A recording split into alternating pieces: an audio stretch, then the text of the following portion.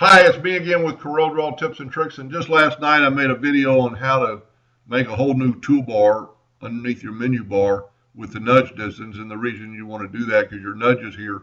But when you're selected on something, that nudge goes away, but this one's always here. But let's say you want to delete that. You don't want it. I'm going to show you first how to name it. We're going to go to Tools, Options, Customization, Command Bars. And there's our new toolbar right there. I can uncheck it and it goes away. But if I click on the name and kind of double click, it's kind of tricky, but then you just type in nudge, hit enter. Now you've got it called nudge. So you can turn it on or off when you want. Now if you want to completely delete it, just have the name selected, or you'd want the name selected so it won't delete the other ones.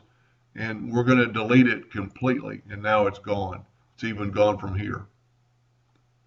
Anyway, I hope that helped a little bit. Thank you for watching.